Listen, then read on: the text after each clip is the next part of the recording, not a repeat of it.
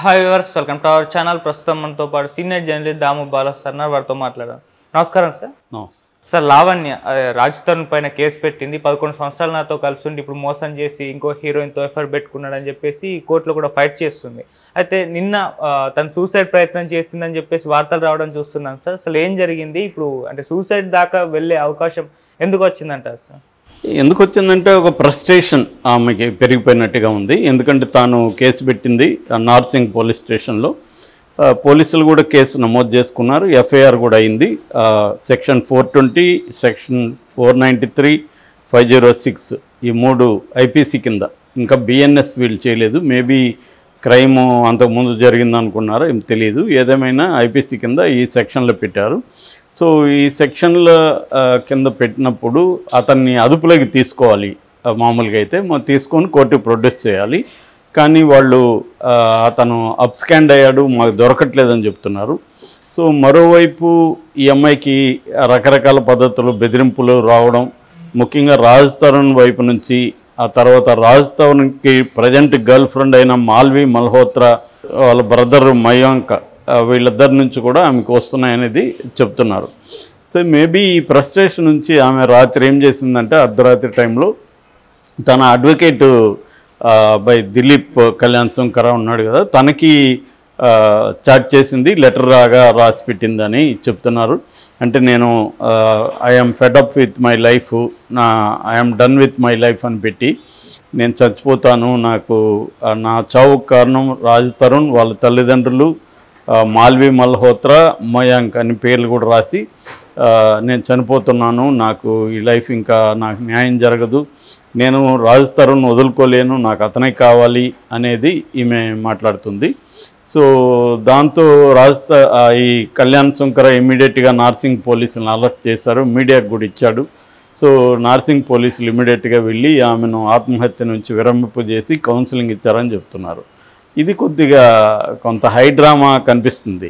ఇప్పుడు మామూలుగా మీడియాకి ఎందుకు ఇచ్చాడు అతను? ఇది ముందుగా కాపాడడం వ్యవహారం వరకు ఓకే, పోలీసులు ఇస్తే ఓకే, ఇతను ఎందుకు ఇచ్చాడు? మేబీ ఇదేమన్నా ఒక ప్రెజర్ టాక్టిక్స్ అనేది కూడా తెలియదు. ఏదేమైనా పోలీసులు కాపాడారంటున్నారు, కానీ డీటెయిల్స్ కాపాడారంటే ఆమె ఏమన్నా అటెంప్ట్ చేసిందా ఆల్రెడీ, లేదో ఆమె చేయనీయకుండా ముందే వీళ్ళు వెళ్ళి కౌన్సిలింగ్ ఇచ్చారా అనే డీటెయిల్స్ ఏమీ తెలియదు. ఏదేమైనా ఆమెకి ఫ్రస్ట్రేషన్ అయితే బాగా ఉన్నట్టుగా మనకు అర్థమవుతుంది ఈ సంఘటన. వాళ్ళు ఒకవేళ లాయరు ఈమె కలిసి ఒక ప్లాన్ చేసుకొని మనం ఈ డ్రామా ఆడదాం, కొద్దిగా ప్రెజర్ పెరుగుతుందని కూడా చేసి ఉండొచ్చు. ఎందుకంటే ఇప్పుడు ఒక కేసులో విక్టిమ్స్గా ఉన్నోళ్ళు న్యాయం జరగనప్పుడు ఎక్స్ట్రీమ్ స్టెప్కి కూడా వెళ్తారు. మామూలుగా అమ్మాయిని చూస్తేనే ఎక్కడ కొంత మీడియాతో మాట్లాడుతున్నా కూడా ఏడ్ చేస్తూ ఉంది. సో ఖచ్చితంగా ఆమె గత కొంతకాలం నుంచి అయితే రాజ్ తరుణ్తో సఫర్ అయినట్టుగా అయితే మనకు కనబడుతుంది. కానీ ఆమె చెప్పేది ముందు మనం చెప్పుకొని దాని తర్వాత నా అభిప్రాయం చెప్తాను. ఆమె ఏం చెప్తుందంటే 2014లో రాజ్ తరుణ్ నన్ను పెళ్లి చేసుకున్నాడు, ఆ తర్వాత 2 సార్లు అబార్షన్ జరిగింది, 2016లో కూడా ఒకసారి అబార్షన్ జరిగింది.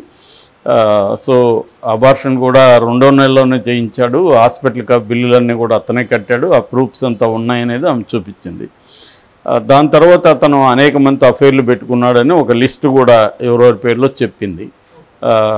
అందులో బిగ్ బాస్ వాళ్ళు ఉన్నారు, తనతో కూడా పనిచేసిన హీరోయిన్లు ఉన్నారు, వాళ్ళందరి పేర్లు కూడా చెప్పింది. అన్నిటికంటే అమ్మాయి మెయిన్గా చెప్తుండేది మాల్వి మల్హోత్రా. మాల్వి మల్హోత్రా తిరగబడ్ర స్వామి అనే సినిమాలో ఇతనితో హీరోయిన్గా చేసింది. సో అప్పటి నుంచి వీళ్ళిద్దరికి అఫైర్ ఉంది, అందువల్లే నన్ను వదిలేస్తాడు, ఆమె వల్లే.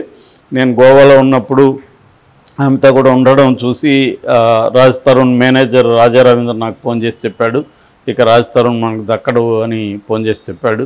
సో నేను ఇమ్మీడియట్గా వదిలేసి వచ్చాను.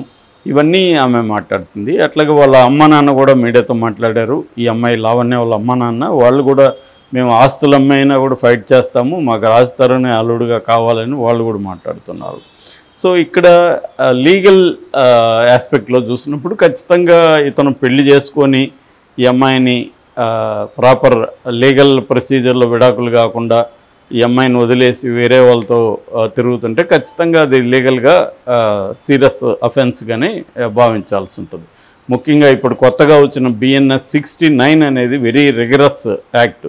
ఎవరైనా ఫాల్స్ ప్రామిసెస్ చేసి ఒక అబ్బాయి ఒక అమ్మాయితో సెక్సువల్ ఇంటర్కోర్స్ చేస్తే ఆ ఫాల్స్ ప్రామిసెస్ ఏంటంటే, ఒకటి నిన్ను పెళ్లి చేసుకుంటానో, లేదా నీకు ఉద్యోగం ఇస్తానో, లేదా నీకు ఆల్రెడీ ఉద్యోగం ఉన్న చోట నీకు ప్రమోషన్ ఇస్తానో, లేక తన ఐడెంటిటీని దాచిపెట్టి ఆ అమ్మాయిని మభ్యపెట్టి, అంటే ఫర్ ఎగ్జాంపుల్ ఇతను ఏం పని చేయకుండా తిరుగుతూ నేను ఒక సాఫ్ట్వేర్ ఎంప్లాయీ అని చెప్పి చేసినా కూడా అది కూడా క్రైమ్ కిందకు వస్తుంది.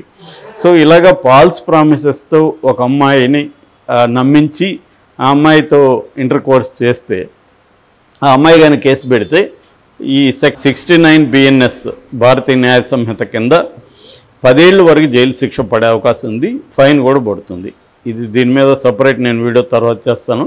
సో అందువల్ల లీగల్గా తీసుకున్నప్పుడు రాజ్ తరుణ్ ఖచ్చితంగా ఇది ఈ అమ్మాయి చెప్పేవన్నీ నిజమైతే ఖచ్చితంగా రాజ్ తరుణ్ నేరస్తుడే, దాంట్లో డౌట్ లేదు. ఏదేమైనా ఇప్పుడు ఈ అమ్మాయి చెప్పేవన్నీ ఆరోపణలుగానే భావిస్తారు లీగల్గా.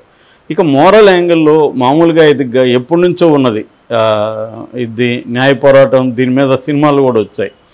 అంటే అమ్మాయిలు అబ్బాయిలు మోసం చేసి పెళ్లి చేసుకుంటానన్నాడు, వదిలేశాడు అని చెప్పి మౌన పోరాటం సినిమా కూడా ఉంది.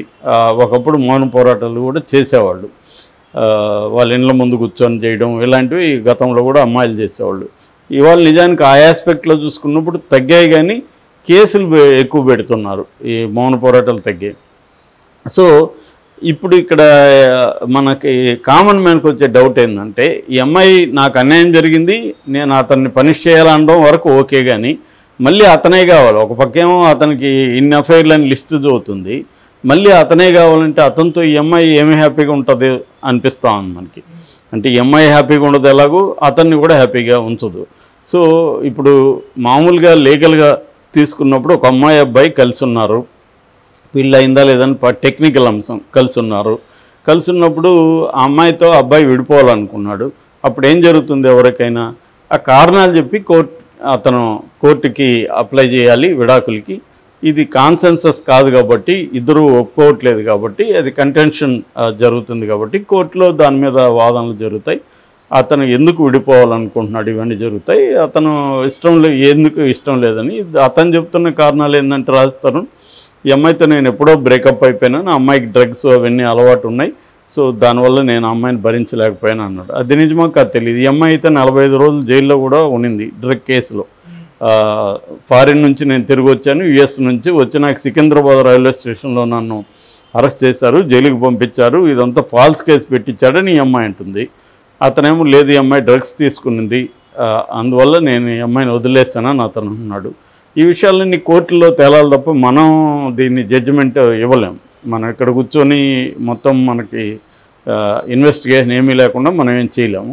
బట్ మామూలుగా దీని నుంచి ఏమి మనం తీసుకోవాలి ఇలాంటి కేసుల నుంచి అన్నప్పుడు ఏంటంటే, ఈ అమ్మాయి చెప్పేవన్నీ కానీ వాస్తవం అయితే ఖచ్చితంగా అతనికి పనిష్ చేయాలి.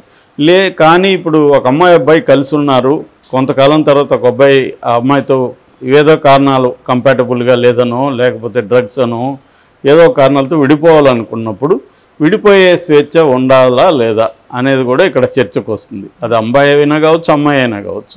ఇవాళ అమ్మాయిలు కూడా ఎక్కువ విడాకులకి అప్లై చేస్తున్నారు, కానీ జరిగినప్పుడు అది కోర్టులో తేలాలి. సో ఇప్పుడు ఇక్కడ ఏంటంటే, ఈ BNS చట్టం కానీ అంతకుముందున్న ఈ చట్టాల్లో ప్రాబ్లం ఏంటంటే, ఒకటి స్త్రీల హక్కుల కోసం, స్త్రీల రక్షణ కోసం ఈ చట్టాలు పెడుతున్నారు, కానీ ఇది కాంటెంపరీగా అనేక ప్రాబ్లమ్స్ని, ప్రాక్టికల్గా కూడా అనేక ఇష్యూస్ని క్రియేట్ చేస్తూ ఉంది. సో ఈ రాజ్ తరుణ్ కేసులో కూడా ఇప్పుడు తనకి ఇష్టమైన వాళ్ళతో అఫైర్ పెట్టుకునే స్వేచ్ఛ ఉందని సుప్రీంకోర్టు అనేకసార్లు చెప్పింది. కాన్సెన్సస్ సెక్స్ అనేది నేరం కాదు. పెళ్ళైన ఇద్దరు కూడా వేరే వాళ్ళతో, పెళ్ళైన ఒక అబ్బాయి వేరే అమ్మాయితో అఫైర్ పెట్టుకోవచ్చు, పెళ్ళైన స్త్రీ వేరే అతనితో కూడా అఫైర్ పెట్టుకోవచ్చు. అడల్ట్ కాన్సెన్సువల్ సెక్స్ అంటే పరస్పర సమ్మతితో లైంగిక సంబంధాలు పెట్టుకోవడం నేరం కాదని సుప్రీంకోర్టు అనేకసార్లు చెప్పింది. సో అట్లా ఆ యాంగిల్లో చూసినప్పుడు ఇతను వేరే వాళ్ళతో 3, 4, 5 మంది పక్కన పెడితే వేరే వాళ్ళతో సంబంధాలు పెట్టుకోవడం అనేది నేరం కాదు. ఎందుకంటే వాళ్ళకి ఇష్టం పూర్తిగానే ఇతనితో వాళ్ళు కూడా పెట్టుకున్నారు. సో ఈ అమ్మాయి ఏం చేయాలి, బేసిక్గా తనకి ఈ మోసం చేశాడు కాబట్టి ఈ అమ్మాయి ఫైట్ చేస్తుంది. అంతవరకు అర్థం చేసుకోవచ్చు. కానీ మళ్ళీ అతనే కావాలి నాకు అనడం దగ్గర మనకు ప్రాబ్లంగా అనిపిస్తుంది. ఇది ఏంటంటే నెవర్ ఎండింగ్ వ్యవహారం. ఇంత బజార్కి ఎక్కినాక అతను ఎందుకు వస్తాడు? ఆల్రెడీ అతనికి ఇష్టం లేకుండానే పక్కన పెట్టాడు. సో ఇప్పుడు ఈ అమ్మాయి చేయాల్సింది ఏంటంటే లీగల్గా తనకు అన్యాయం జరిగింది కాబట్టి లీగల్గా ఫైట్ చేయాలి. సో అంతే తప్ప దీంట్లో మోరల్ యాంగిల్ మనం వెతికే పరిస్థితి అయితే లేదు. ఇది వెరీ కాంప్లెక్స్ వ్యవహారం. సో మోరల్ యాంగిల్కి మనం వెళ్ళలేం, కానీ లీగల్గా అమ్మాయి ఫైటింగ్ని ఖచ్చితంగా మనం సపోర్ట్ చేయాలి. Okay sir, thank you so much.